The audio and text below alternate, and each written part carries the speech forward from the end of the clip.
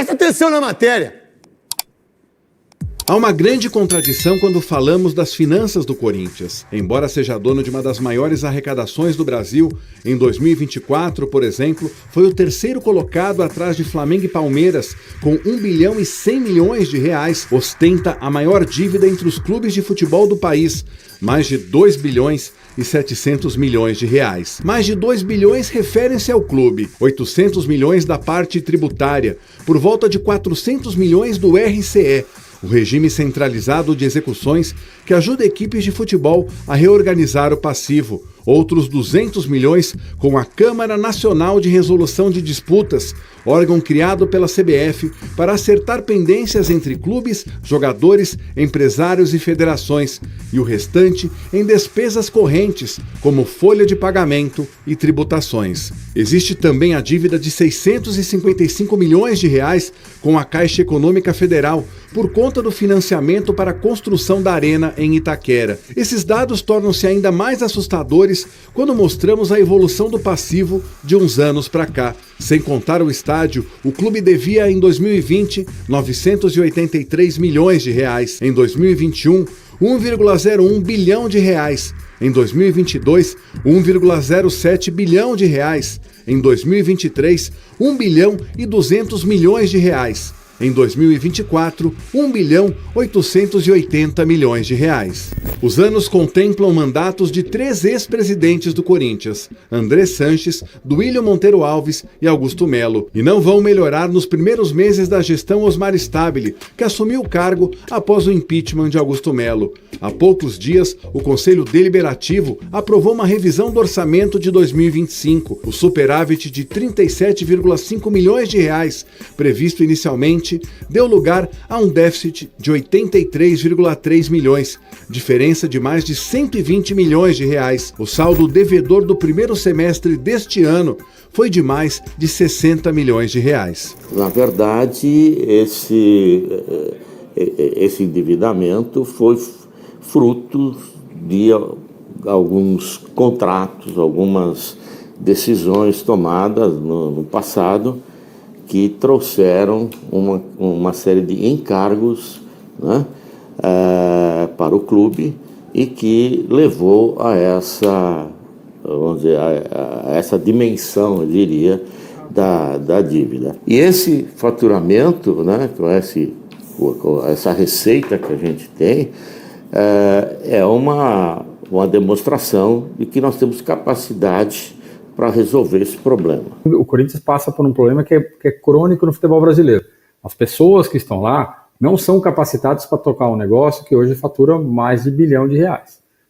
Isso é muito claro, né? Por mais que o dirigente possa achar ruim, não há pessoas hoje, ou pelo menos há poucas pessoas hoje, capazes de fazer a gestão de um clube do tamanho do Corinthians da forma como deveria ser feito. Do jeito que está, por mais que se faça, os padrões de gestão vão se repetir, porque as pessoas que estão lá são as mesmas que estão há décadas. Na noite em que tomou posse definitivamente, em agosto, o presidente Stabile foi taxativo ao citar que a prioridade seria tratar a dívida imensa. Tempos depois, ele criou o Comitê de Planejamento Estratégico e Reestruturação Financeira para garantir o equilíbrio das finanças.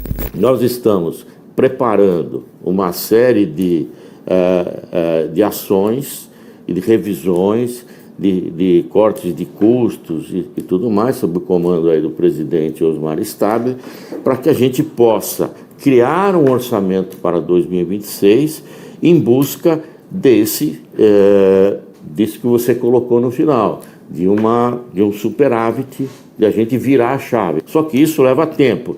Veja bem, nós temos contratos de andamento, nós estamos no final das temporadas, tá certo? Do futebol feminino, futebol masculino, basquete, futsal, e tudo isso está em andamento. Eu não posso simplesmente chegar aqui e falar, não vou pagar mais nada, vamos cortar. Iniciamos nesse mês de outubro a revisão orçamentária para 2026, e aonde a gente vai buscar a revisão, vamos buscar um corte de despesas fortíssimo, vamos buscar uma revisão em todos os contratos e vamos trabalhar dentro da realidade do clube. que é uma realidade difícil. O Corinthians entrou no regime centralizado de execuções, o RCE, no ano passado. Desde então, renegocia de forma unificada as dívidas trabalhistas com vários ex-funcionários, jogadores e técnicos, além de inúmeros contratos na área civil, em um total de 400 milhões de reais. Foi também em 2024 que o Corinthians apresentou à Câmara Nacional de Resolução de Disputas, CNRD, um plano coletivo para pagamento de dívidas com ex-atletas, agentes e outros clubes ao longo dos próximos anos. Por sinal, foi nesta entidade que o Timão foi acionado pelo Cuiabá pelo atraso no pagamento pela aquisição em 2024 dos direitos do volante Ranielli. A equipe do Mato Grosso chegou até a pedir que fosse aplicado um transfer ban contra o Timão, o que não ocorreu porque o clube paulista depositou o valor devido. Mas no final de outubro não teve jeito. O Corinthians foi penalizado pela Câmara Nacional de Resolução de Disputas pelo não pagamento dentro do prazo de outra parcela ao Cuiabá e sofreu um transfer ban, que caiu horas depois, já que a dívida foi paga. O Corinthians é um caso bastante complexo, né? Tem dívida, tem uma gestão confusa, né? Que vem e vai, já trocou de presidente, teve impeachment, tem envolvimento ali com justiça, teve envolvimento recentemente com crime organizado, aquela coisa toda que tem gerado ali muita dificuldade na gestão do clube. A falta de dinheiro impacta diretamente o futebol, carro-chefe do clube. Ao contrário de 2024, quando 20 jogadores foram contratados com direitos econômicos custando mais de 166 milhões de reais, este ano chegaram apenas Angileri e Vitinho, ambos sem custos. O pior aconteceu em agosto, quando o Corinthians sofreu um transfer ban da FIFA por conta do não pagamento de 34 milhões de reais ao Santos Laguna do México pela aquisição do zagueiro Félix Torres. E desde então, o clube não pode registrar ninguém. São mais de 125 milhões de reais em dívidas na FIFA e outros transfer bans podem aparecer. O mais próximo deles por causa de Matias Rojas, contratado em 2023. A entidade que comanda o futebol já condenou o Timão a pagar 40 milhões e 400 mil reais ao Meia, que rescindiu o contrato por atraso nos direitos de imagem. A FIFA também já penalizou o Timão por débitos nas transações envolvendo Rodrigo Garro, Maicon, José Martínez e Charles. Em todos os casos, houve recurso junto à Corte Arbitral do Esporte. Em relação a Garro, o Tajeres da Argentina tem mais de 23 milhões de reais a receber. Pelas renovações de empréstimos de Maicon ao Shakhtar Donetsk, o clube paulista tem que pagar quase 7 milhões de reais, além de 8 milhões ao Philadelphia Union dos Estados Unidos por José Martínez e 6 milhões e 300 mil reais ao Midland da Dinamarca por Charles. Com o Santos Laguna, lá que nós não conseguimos nenhum tipo de negociação. Então está definido, nós vamos ter que nós estamos trabalhando arduamente aí para a busca de recursos para honrar esse ponto e poder eliminar o transfer ban. Com relação aos demais, nós estamos negociando, tá certo? Com os demais em busca de alternativas, como eu falei, responsáveis da gente poder chegar e falar, ó, isso daqui é uma realidade, nós vamos fazer desta forma e vamos honrar desta forma e já vamos procurar definir esse tipo de situação antes que chegue um transfer ban novamente. Em relação à dívida da Arena de Itaquera com a Caixa de 655 milhões de reais, a urgência se faz necessária.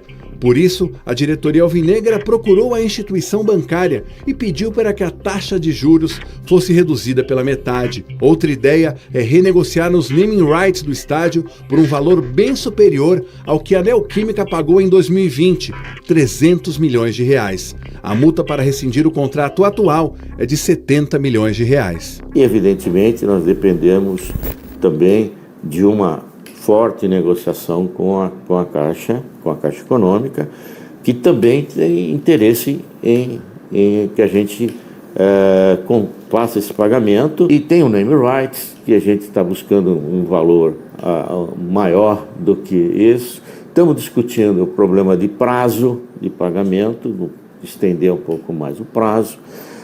Estamos negociando Estamos conversando também sobre a possibilidade de a gente ter um fundo imobiliário, de qual a gente lançaria isso no mercado com o pagamento da Arena, considerando o name rights e tudo mais. Isso também é uma estruturação que tem que ser feita.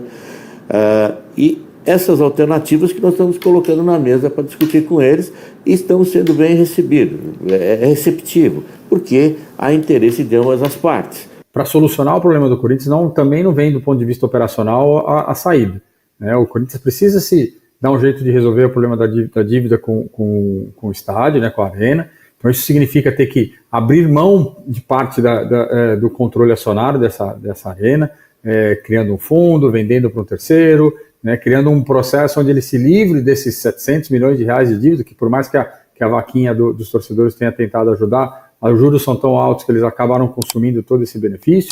Então tem que fazer um processo de tirar o estádio dentro da estrutura e das dívidas, depois buscar uma recuperação judicial, que é uma ação mais drástica, mas fundamental para sair desse problema que ele enfrenta, e buscar uma gestão mais eficiente para fazer com que o futebol seja de fato eficiente, gaste o que é possível de uma maneira melhor, controlando gastos e botando isso num fluxo de pagamentos que seja razoável de ser atendido, e melhorando todo o nível de gestão. Natural que em meio a um ambiente como esse, a transformação do Corinthians em sociedade anônima seja um tema comentado. Neste universo surgiu a Safiel, difundindo uma proposta de profissionalização do futebol, quitação das dívidas e a administração qualificada. É que as ações do clube possam ser compradas por torcedores e investidores. Uma proposta embrionária que vem enfrentando grande resistência dentro do Parque São Jorge.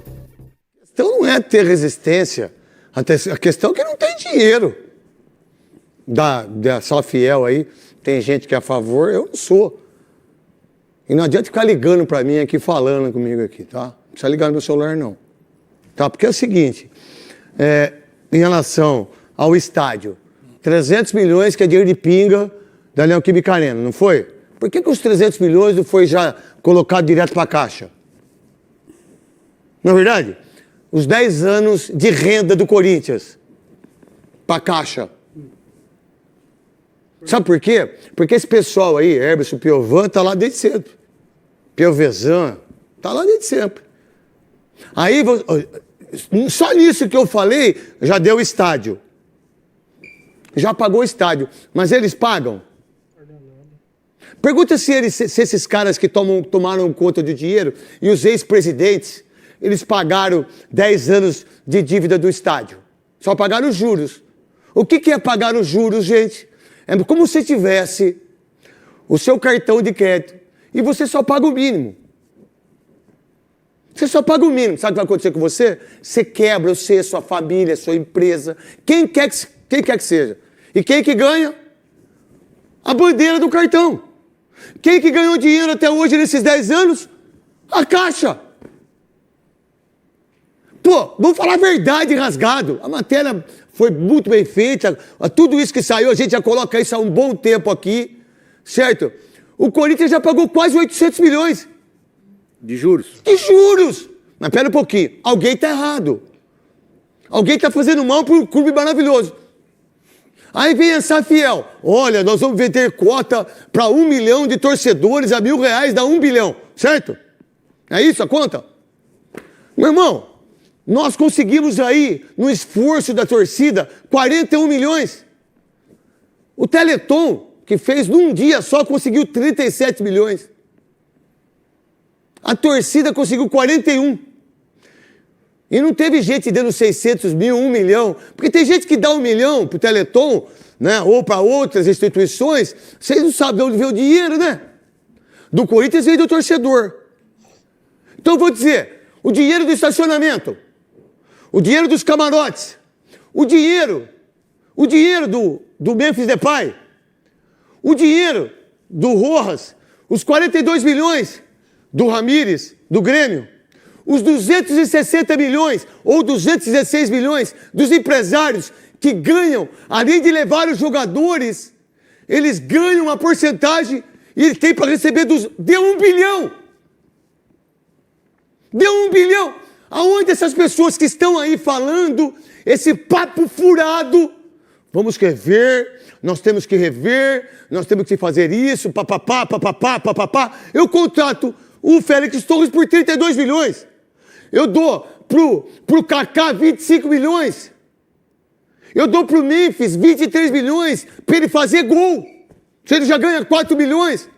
O Andrés disse, eu tive que voltar para pagar o estádio. Não pagou. Lembra, nós dois lembramos que nós somos bons de memória. Nós tomamos fosfosol, lembra do Pelé? Lembro. Fosfosol? Opa. Isso mesmo. Lembra quando ele disse, nossa, como é que pode o Palmeiras fazer isso, Vendeu fazer... o name rights por 300 milhões. Não foi? Foi. Aí, a Nike... Quanto que de Nike teve de dinheiro? Quanto dinheiro que a Nike teve que adiantar? Fala que isso é mentira minha. Teve que adiantar para diretor financeiro não ser preso, para presidente não ser preso. Que teve que fazer o dinheiro. Quanto que adiantou de dinheiro da Rede Globo? Quantos milhões de reais foram adiantados?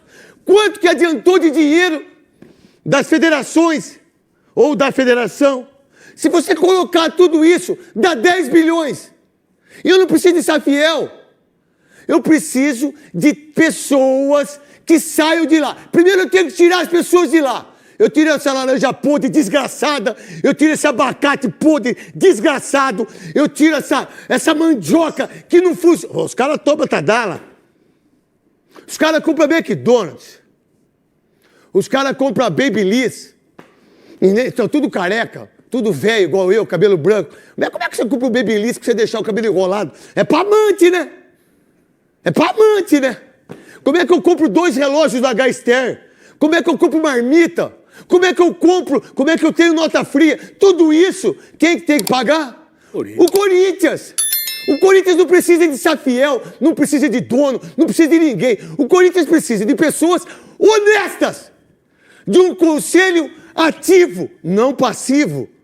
Eu preciso de um core firme.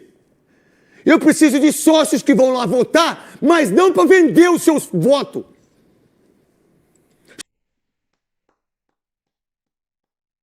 Pode falar o que quiser do Neto aí, Fiel, mas tudo que ele falou aí é verdade. Agora, para isso acontecer, difícil, hein?